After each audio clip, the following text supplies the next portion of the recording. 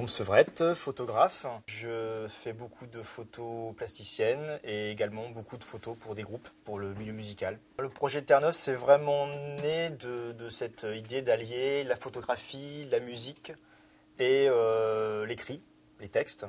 Donc moi j'ai accumulé pendant un certain nombre d'années une collection de Polaroid qui au départ n'avait pas vraiment de lien entre eux. Et un jour, je me suis dit, tiens, je vais faire une collection, c'est Polaroid, une série, avec un traitement d'image qui soit cohérent sur l'ensemble de la série, et proposer ces photos à des musiciens, des groupes, des auteurs, des écrivains, pour leur demander leur vision musicale et littéraire de l'ensemble d'images. J'ai recueilli donc un ensemble de musiques et de textes que j'ai compilé donc dans ce livre Terre-Neuve, voilà. Donc ça s'est étalé sur une durée de 3 ans. L'objet est maintenant sorti et il se présente sous la forme d'un vinyle 33 tours, même si à l'intérieur ce sont des CD, puisqu'il fallait faire rentrer quand même 32 titres, donc sur des vinyles c'est un peu compliqué. Et il se présente en 3 volets, avec dans le volet gauche les photos, les CD au milieu et les textes dans le volet droit. Terre-Neuve, c'est à l'origine basé sur l'idée de terre nouvelle, rien à voir avec l'île de Terre-Neuve. C'est l'idée d'expérimentation autour donc, du paysage, de recréer un peu le paysage, les structures, les bâtiments, et d'apporter des ambiances voilà, à ces différentes images faites au cours de pérégrinations. L'idée, c'était vraiment de ne rien lier à la géographie. C'était vraiment voilà, les terres neuves, nouvelles, où tout serait à reconstruire. Je ne voyais pas mettre des personnages dans ces photos, sur ces photos. Je voulais vraiment qu'on ne définisse pas vraiment où ça a été pris, ni quand, ni voilà, si c'était vraiment des lieux habités en fait, s'il y avait encore une vie ici. Pour moi, c'est aussi ce genre d'image qui invite comme ça à l'imaginaire, à une certaine sérénité aussi autour de ces images, où il n'y a personne, donc on est libre de faire ce qu'on veut, d'imaginer ce qu'on veut, de se faire son propre scénario autour des images. Après, il y a les musiques qui sont là aussi pour apporter une ambiance, et les textes qui peuvent aider aussi on peut l'utiliser un peu comme un fil conducteur pour s'imaginer, se faire ses propres récits de promenade sur ces terres nouvelles. C'est vraiment le Polaroid aussi qui donne aussi cette teinte particulière aux images. Ces photos ont été légèrement retouchées donc sur ordinateur, sur la base de ces Polaroid. Mais je voulais quand même garder cet aspect très particulier du Polaroid. Voilà, par exemple, c'est un bleu comme ça, voilà, un peu en dégradé, avec ces tons un peu chauds sur les ruines. La couverture dans une tonalité un peu plus verte.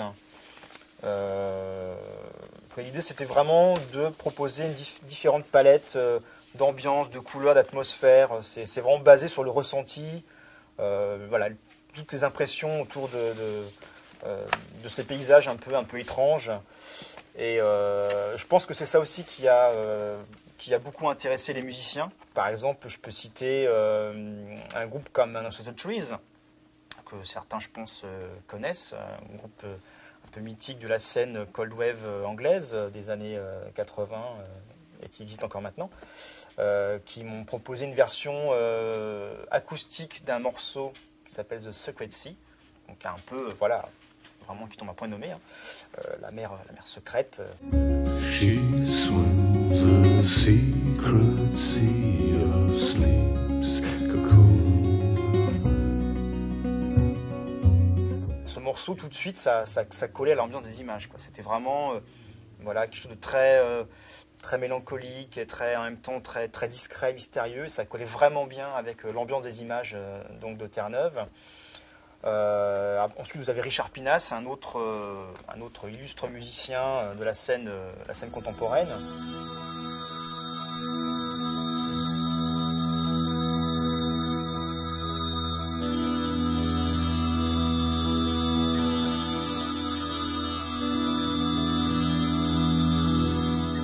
Lui a fait un morceau ambiante avec des guitares saturées, complètement noyé dans différents effets, et c'est vrai que ça rend vraiment bien avec les images. Il y a une vision comme ça qui se complètent. Ça, c'est vraiment, il y a un échange entre l'image et le son qui se fait de suite.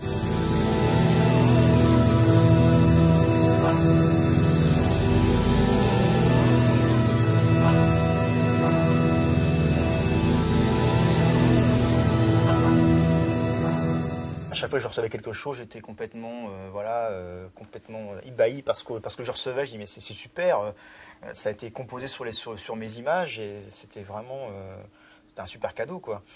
Et je pensais surtout à un morceau d'un groupe parisien qui s'appelle 19 New Project, qui ont fait un morceau très dansant, très un peu club.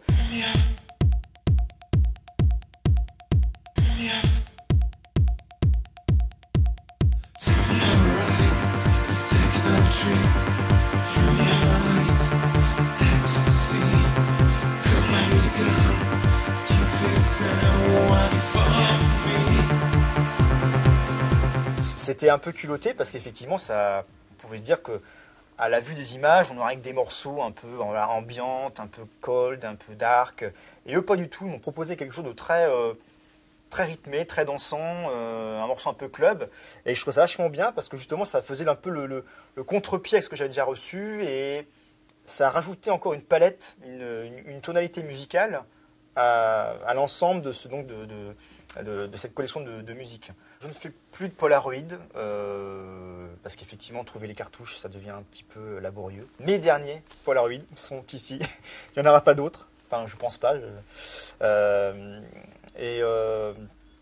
Donc pour moi, c'est sûr, c'est une façon de photographier que je ne retrouve pas avec le numérique. Ça, c'est évident. Puisqu'avec mon petit boîtier Pola, c'était vraiment une photographie à l'instinct et presque un peu hasardeuse. Hein. J'avais un boîtier Polaroid sur lequel il n'y avait aucun réglage possible de toute façon. Le viseur était abîmé. Donc quand je cadrais, le résultat n'était pas vraiment ce que je voyais dans le viseur. Donc très pratique.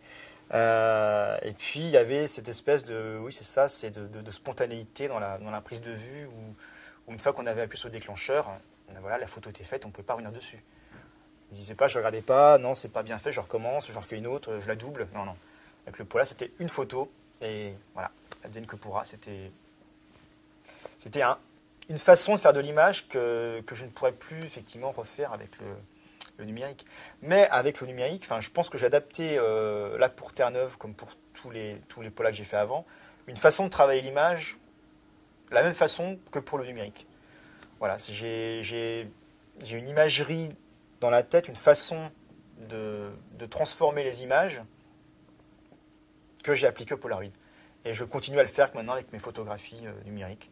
Donc du coup, je continue quand même cette espèce de cheminement que j'ai fait depuis que je fais de la photo, avec cette façon de traiter l'image, de la transformer, de la transposer dans d'autres presque dimensions, atmosphères. Souvent, je l'ai noirci. J'aime bien ce côté un peu obscur dans l'image, pas dramatique ni trop théâtral, mais apporter quand même une espèce d'ambiance pour fuir un petit peu les luminosités un peu trop réelles, parfois du numérique, trop plates. J'aime bien apporter une matière dans les ombres, les lumières. Donc c'est ça qui, pour moi, ne change pas énormément de choses vis-à-vis du Polaroid.